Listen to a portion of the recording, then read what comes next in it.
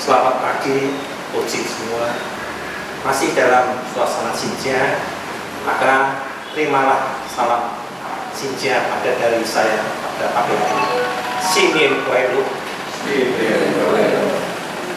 Gong He Xin Si, Wan Se Wu Yi, Jian Di Seng Di Jian Gan, Gong Xi Fan Zai.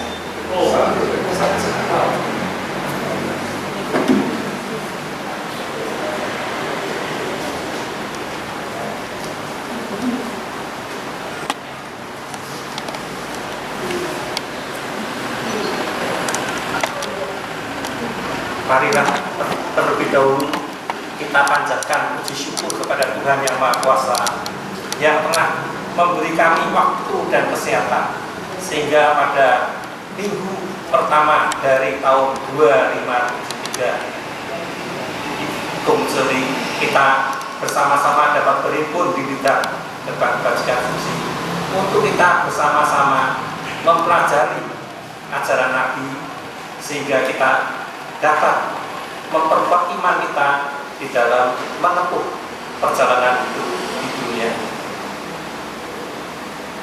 Sebetulnya pergantian tahun itu adalah hal yang biasa menurut saya, sebab tiap tahun pasti berganti dan satu tahun itu ada 365 hari.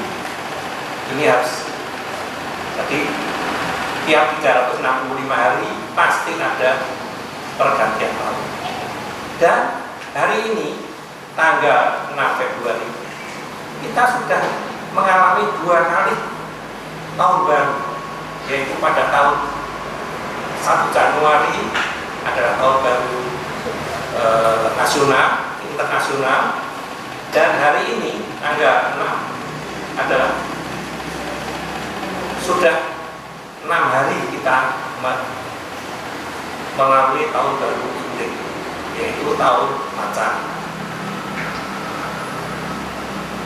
Kita tahu satu hari itu adalah satu hari, satu siang, satu malam. Jadi kalau satu siang, satu malam, satu hari, kalau 365 siang, 365 malam itu adalah satu tahun. Itu juga dengan satu bulan.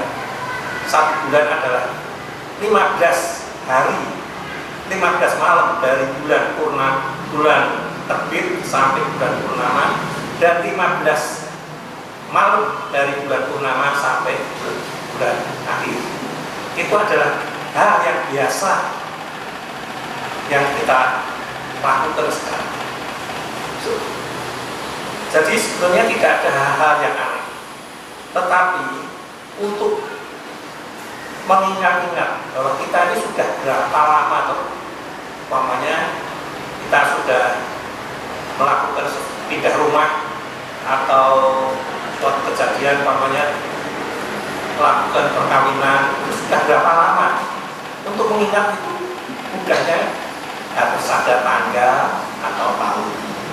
Jadi itu adalah untuk memudahkan mengingat. Maka itu orang-orang zaman dahulu yang pintar membuat kalender, yaitu Januari, Februari, Maret, dan seterusnya. Itu untuk internasional.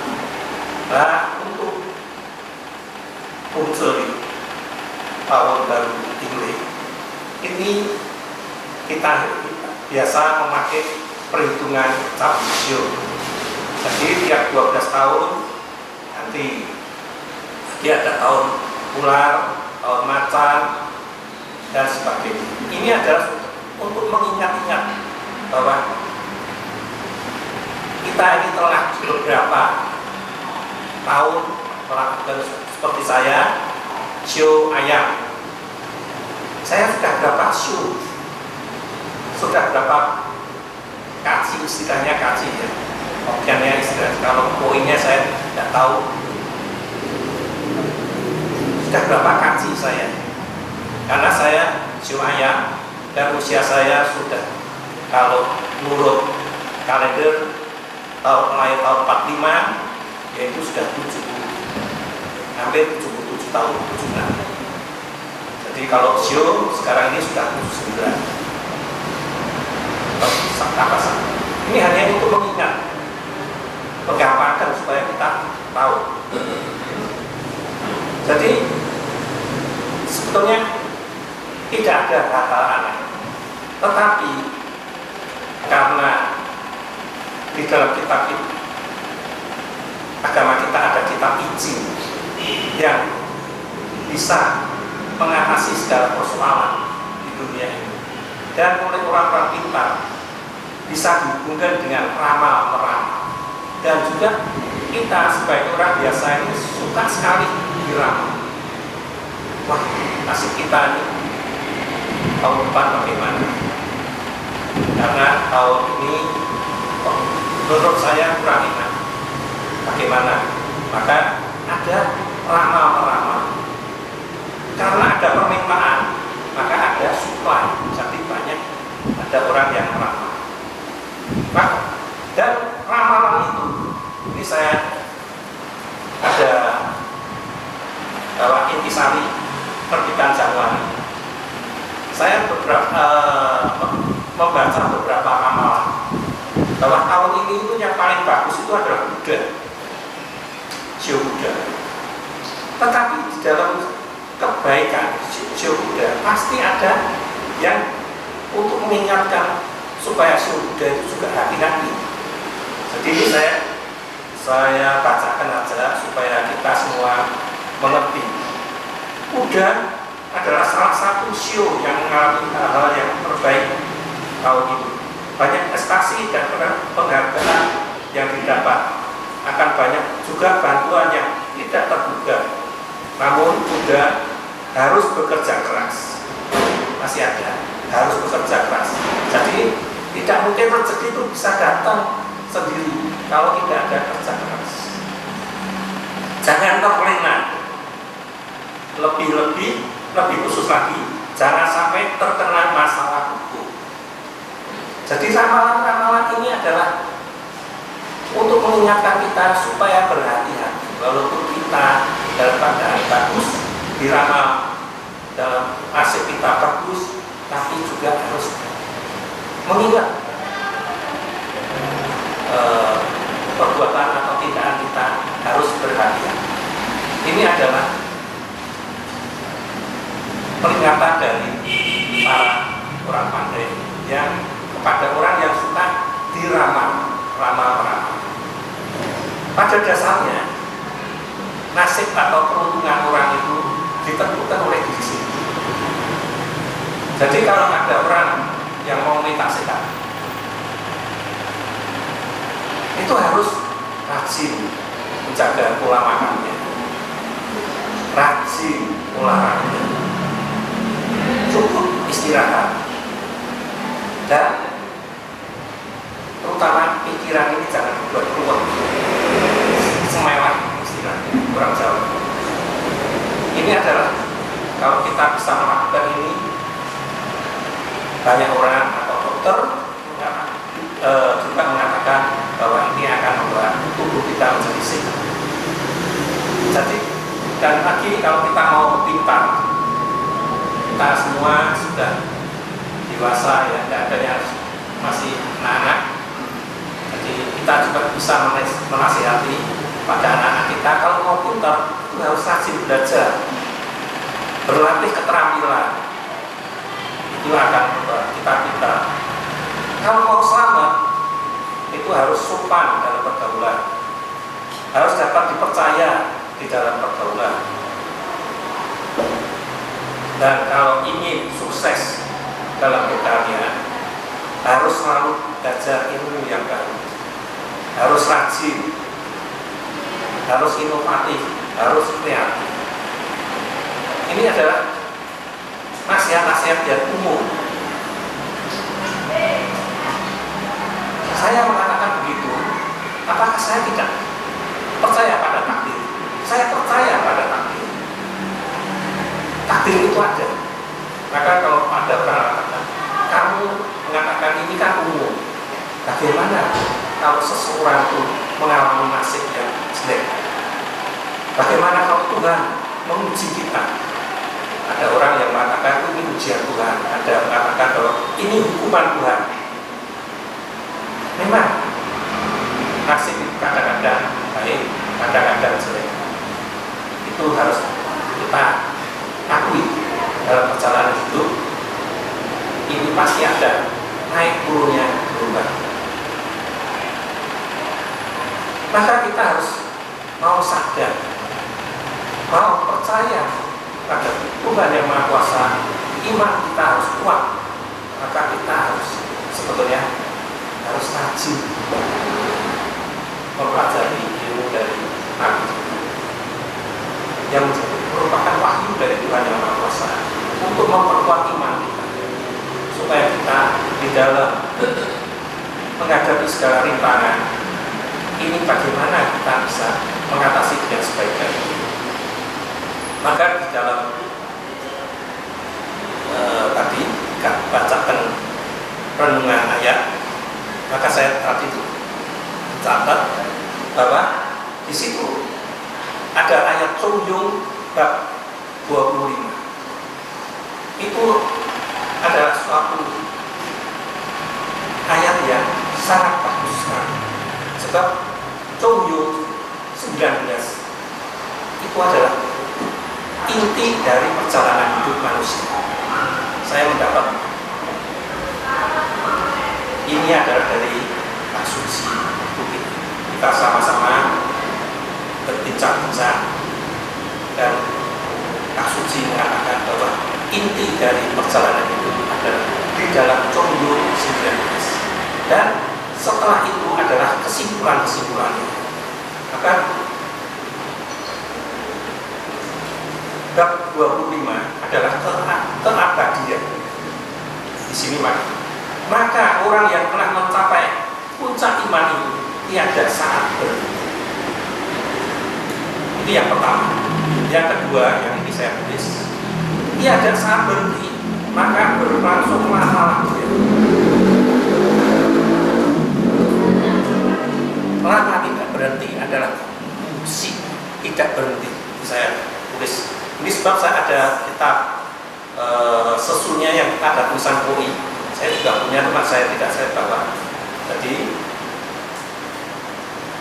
poinnya adalah musik tidak berhenti karena berlangsung lama dan tiada saat berhenti, maka berlangsung lamalah dia. Lama itu aji. Maka menghimpun banyak pengetahuan, itu ada cen.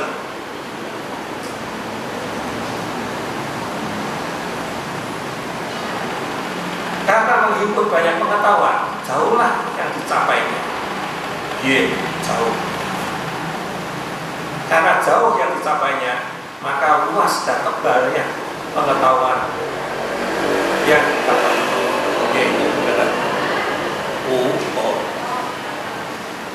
Dan karena luas dan tebal, maka dia akan tinggi dan cemerlang, yaitu kaumnya. Jadi orang yang telah belajar dengan iman yang kuat akan mendapat yang Nabi katakan dalam kitab Qur'an.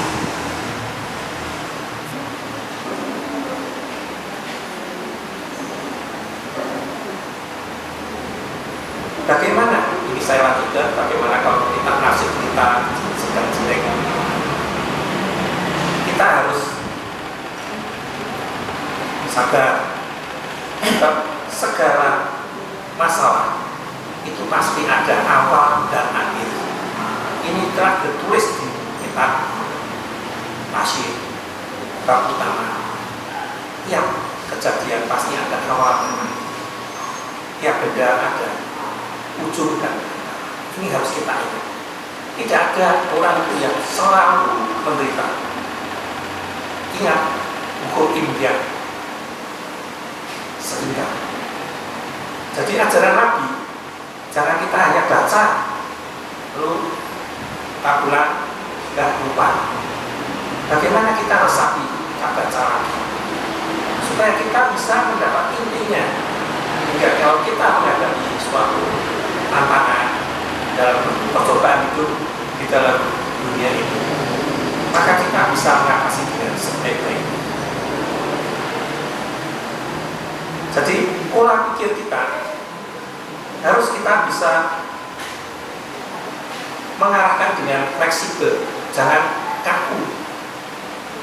Jadi satu ajaran, wah ya ini ajaran, tidak mau menerima pendapat orang lain. Bagaimana orang lain itu memberi pelajaran pada kita? Maka saya sebetulnya agak sedikit kecewa dengan grup WA yang tahu yang dari Jakarta atau yang dari Surabaya.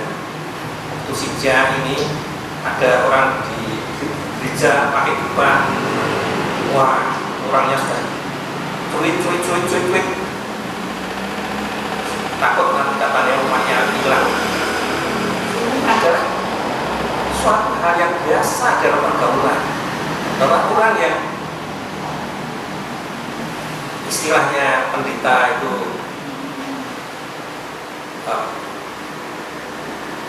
yang bisa membawa umat menjadi tenang, mengikuti selera, itu seperti orang gagal. Bagaimana konsumen itu membutuhkan, kalau Sija ya apa itu namanya pakai jubah. Bagaimana kalau suruh ya pakai jenang surah? Itu adalah suatu hal yang biasa di dalam tata krama pergaulan. Jangan sampai wah ini takut nanti umatnya hilang. Yang takut itu adalah kita, umat kita yang hilang. Sudah diambil sama tokoh-tokoh kita hilang. Buktinya yang kita juga kosong. Maka kita juga harus introspeksi diri kita, bagaimana memperbaiki diri kita, bagaimana kita memotivasi cara mengajar kita supaya tidak kaku seperti zaman dulu. Ada orang yang mengatakan di WA itu, wah kita ini sudah seperti agamanya orang lain, ada nyanyi-nyanyi, ada khotbah di mimbar. Apa ada sekarang ini suruh sedikit canggung datang ke sini, jemput aja tidak mau. Harus menyesuaikan diri. Itu adalah yang merupakan tuntutan zaman. Jadi jangan berkelana. Kita harus introspeksi diri kita sendiri. Jadi persoalan nasib itu adalah hal yang wajar. Kita harus bisa menganalisa dengan sabar, tawakal, dan kita harus tahu waktu bagaimana kita ini waktu ini, bagaimana situasi yang akan datang. Jadi seperti keadaan sekarang, varian Delta sudah menurun, wah sudah hebat, kelihatannya sudah akan bagus dan ekonomi akan maju. Tetapi di luar perhitungan Sikop datang, Sikop itu Omikron, katanya Sikop kita naik lagi orang COVID.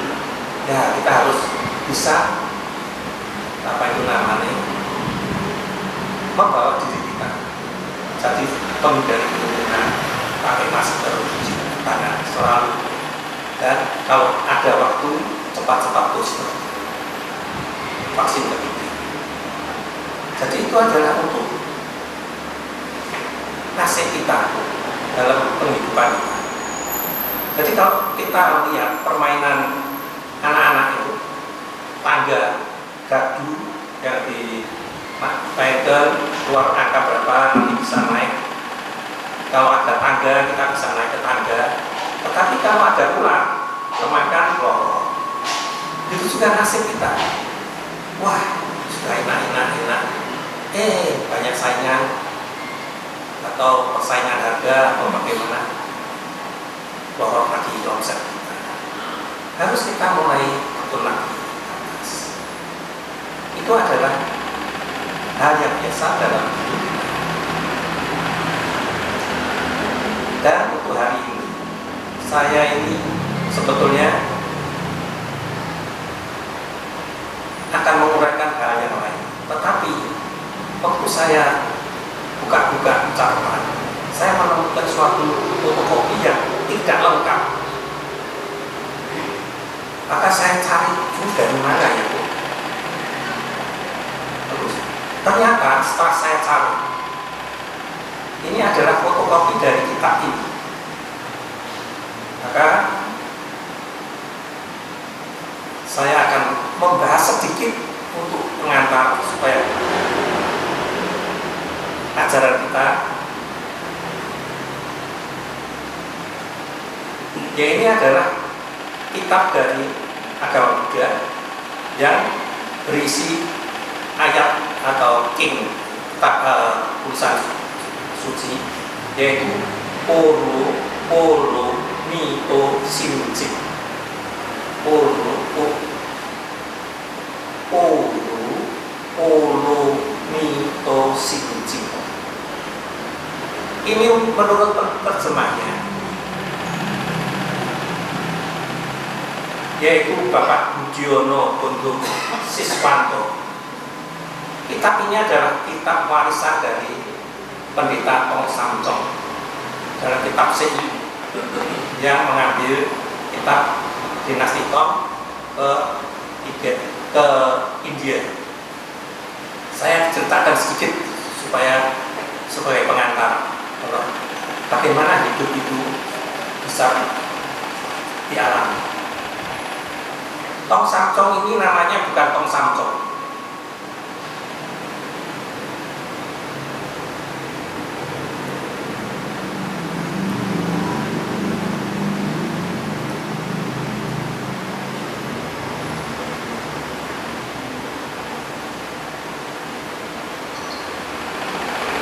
Namanya asli adalah Tan Sin Chuan dari provinsi Hunan.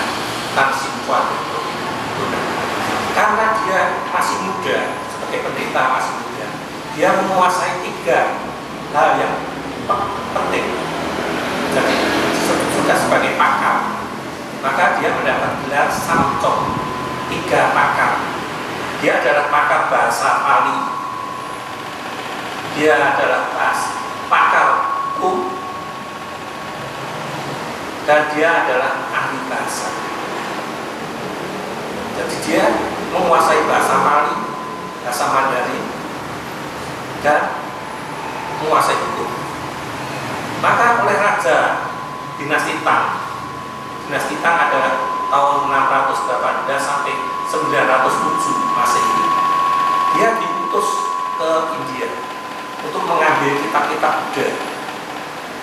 Perjalanannya PP dari ibu kota Dinasti Tang ini di Chengdu, pulang pergi adalah 16 tahun ya.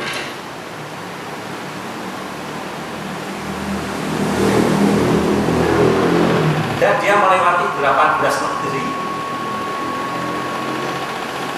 Setelah kembali, dia disuruh menerjemahkan dari bahasa Pali ke bahasa.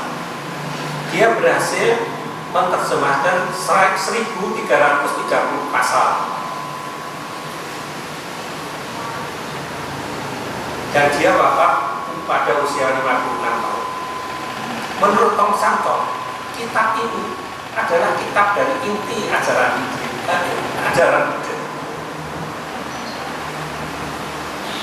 Dan kitab ini, perjalanan Tong Samcong ini ditulis menjadi cerita segi, yaitu Sun Gokong dan Pagai. Itu adalah pada dinasti Yin atau dinasti Mongol pada 1271 Masehi sampai 1368 Masehi.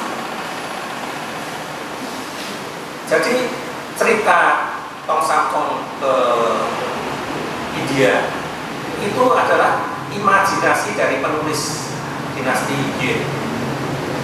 Maka dia menggambarkan bahwa Sun Gokong atau Raja Monyet itu adalah otak manusia. Otak manusia itu satu detik bisa berubah 72 dua macam. Jadi otak manusia itu gonta-ganti pikirannya, tidak tenang, itu ada sampai 72 macam. Cupakai atau babi yang ini melambangkan tubuh manusia yang condong kenikmatan, males, dan mata keranjang, itu tipakai. Kalau cacing adalah melambangkan manusia yang malas dan condong, dan kuda putih adalah melambangkan sifat manusia seperti hewan. Dan pendeta Tong Samcong melambangkan hati manusia yang memiliki semua sifat di atas. Jadi manusia itu mempunyai sifat binatang, tetapi dengan ketenangan dan meditasi dan sifat baik dan suci, maka dapat mengatasi segala sifat jelek. Jadi Tong Samcong adalah orang yang bisa mengatasi nafsu-nafsu jahat. Dan kitab ini Polomito Cincin ini adalah terjemahan dari kata-kata dengan polo itu adalah kecerdasan atau kebijaksanaan. Polomito itu artinya tiba di daratan seberang. Jadi manusia hidup dilahir di sini harus menyeberangi sungai penghidupan di dunia untuk mendarat di daratan yang lain. Dalam agama Buddha disebut nirwana. Jadi terserah saudara mengasuhkan ini surga atau nirwana atau bintang atau apa, terserah. Tapi dalam kenyataan manusia dilahirkan harus melalui sungai penghidupan yang banyak liang-liang lubang untuk kalau mau bisa mendapat selamat di sini. Tetapi kalau tidak mau, ya dia akan intip. Di dalam kitab ini ada yang satu yang penting untuk kita tahu. Di sini disebut Kuan Seinjing. Kuan Seinjing itu ada dewa. Jadi benteng Kuan Seinjing. Artinya Kuan itu adalah melihat, tetapi tidak melihat betul. Tapi di sini disebut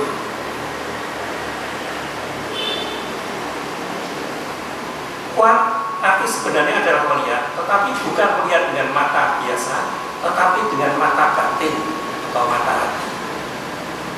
Jadi bisa melihat mata batin atau batin orang.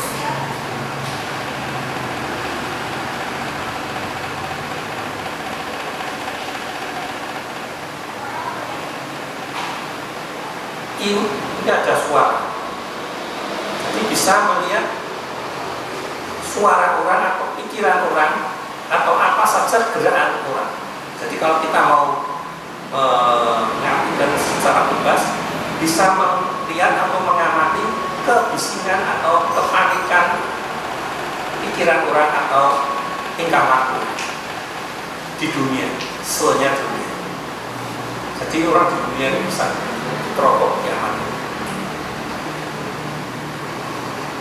Di dalam kitab ini dikatakan orang bisa mempelajari yang ini saya tahu. Ilmu Kuan itu bisa dipelajari. Jadi ilmu Kuan ini bisa dipelajari. Dan ilmu Kuan ini ada 16 tingkat. Tertulis di dalam sini. Untuk bisa tertulis di dalam ini ada kitab namanya Kuan Wu Liang Shou Uji, yang disebut bahwa ilmu Kuan ini adalah bisa dipelajari. Tetapi kalau orang mau mempelajari ilmu Kuan ini harus mempunyai keahlian melatih ting atau ketenangan.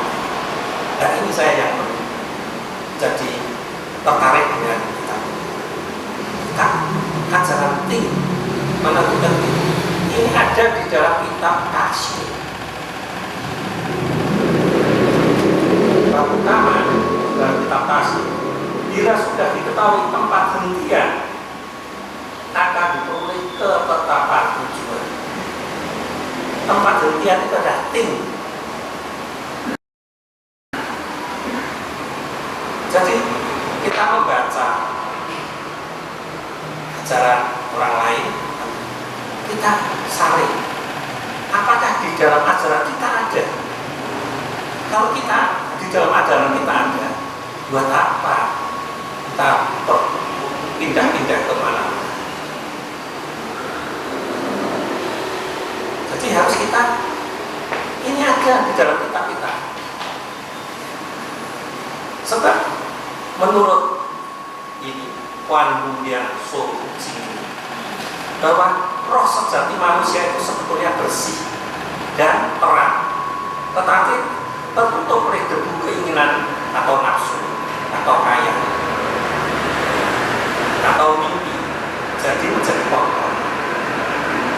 Maka harus belajar. Dengan belajar mendapat kebijaksanaan, kita bisa membersihkan kotoran itu, dihilangkan, menjadi batin kita menjadi bersih. Ini adalah ajaran dari Chongyu bab utama.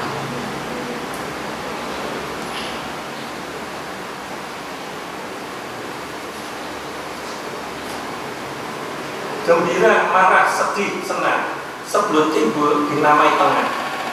Setelah timbul tetapi masih tetap di dalam batas tengah dinamai harmonis. Tengah itulah pokok besar daripada dunia, dan keharmonisan itu adalah cara menempuh jalan suci. Bila dapat terselenggara tengah dan harmonis, maka kesejahteraan akan meliputi langit dan bumi. Segenap makhluk dan benda akan terpelihara. Ada di dalam,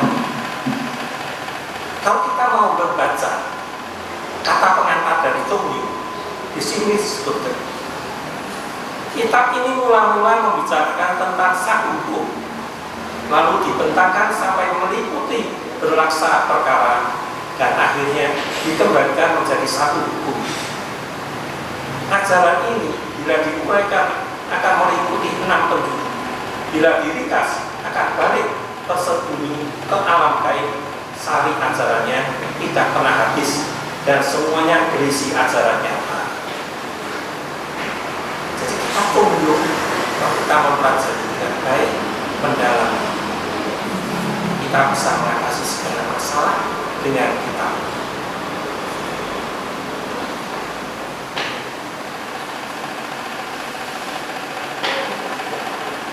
Jadi tadi saya sebutkan, yang disebut dengan roh sejati manusia itu adalah sebetulnya adalah sing kita.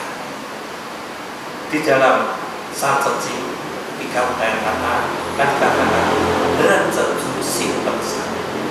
Manusia pada dasarnya seju. Sing adalah pen itu adalah dasar pokok, adalah sang baik. Sing bersang pada dasarnya baik.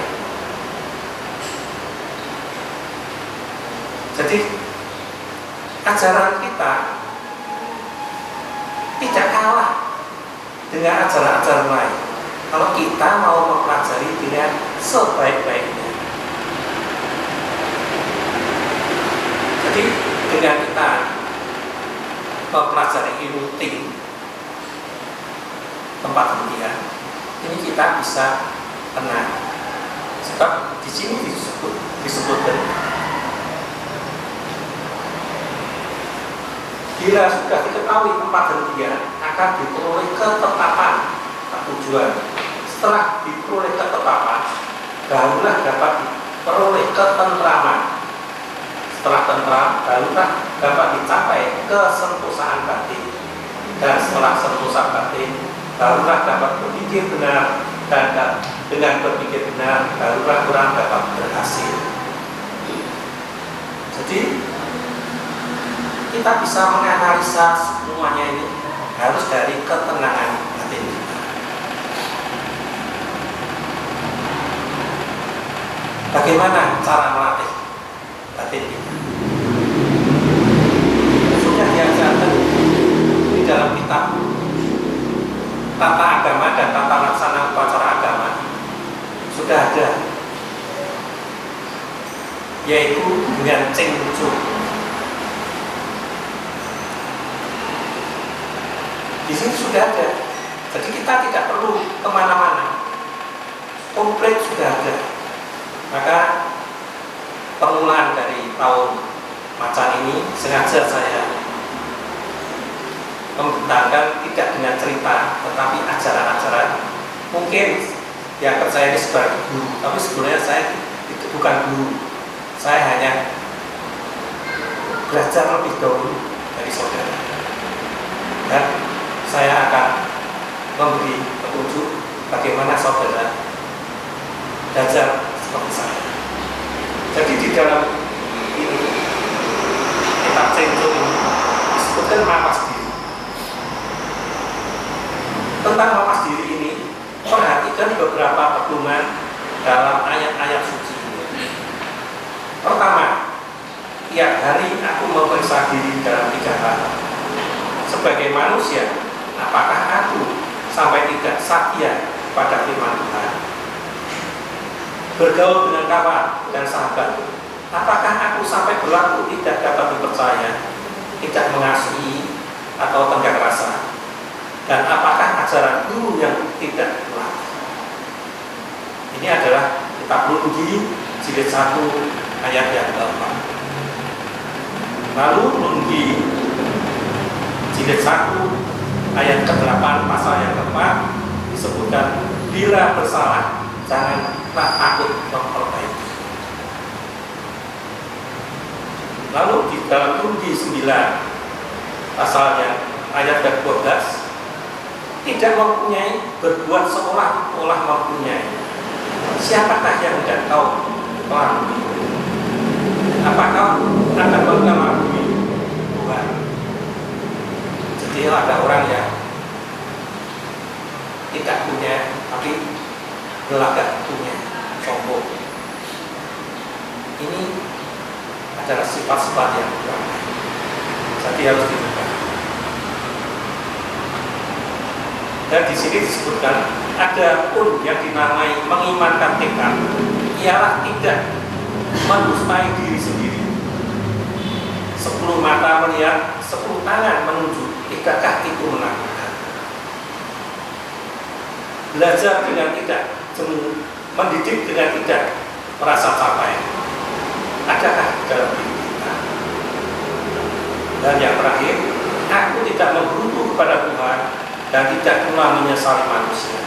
Aku hanya belajar dari tempat yang rendah ini, terus maju menuju tinggi.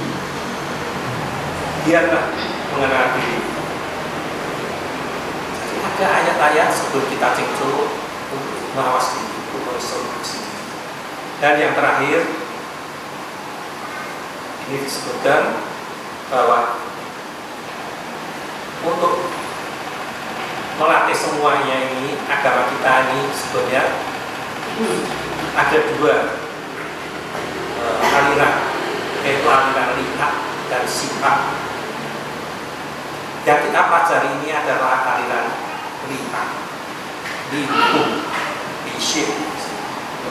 Jadi ini adalah gurunya Juli, dan Juli itu adalah mengikuti guru, walaupun gurunya itu bersaudara, yaitu Kiai Cuan dengan Diahu, itu kakak beradik. Kalau Diahu itu dia mendalami aliran sifat, aliran idealisme yang mendalami hati. Dan kalau Kiai Cuan adalah mendalami lihat, aliran rasionalisme yang mempelajari khusus tentang kenyataan. Jadi bisa istilahnya cenglinya itu ada, itu adalah lihat. Ini disebutkan bahwa dalam hal melihat. Sebab batin kita ini dipengaruhi oleh panca indera, utama oleh mata. Saya ambil satu saja supaya tidak terlalu lama. Hati itu pada pokoknya adalah kosong. Dia pun melayani berbagai persoalan perkara, tiada nampak bekasnya. Jadi walaupun kita telah mengalami beberapa perkara, tetapi tidak ada bekasnya. Kalau kita sudah mau tawakal, mau lapang dada. Makanya saya disakit hati, kan saya bisa menerima, oh keadaannya memang begitu, kata-katanya agak terkait, ya sudah, tidak apa-apa. Tidak ada bekasnya. Ini harus diakui. Adalah perlu dia dipegang teguh dan ingat, semuanya melalui penglihatan. Jadi godaan-godaan itu melalui penglihatan dan pendengaran. Tapi saya tidak akan berpanjang, hanya penglihatan. Berbagai perkara yang lewat di depan, itulah yang akan mengganggu batin di dalam kita. Kendalikan hal yang dari luar demi keselamatannya. Saya kira saya telah cukup lama mendongeng. Semoga apa yang saya katakan pada hari ini bermanfaat untuk saya dan bermanfaat untuk saudara semua. Semoga kita bisa menapaki hidup di tahun macan ini dengan penuh kebahagiaan, penuh dengan kesuksesan. We tertumpin, sampai.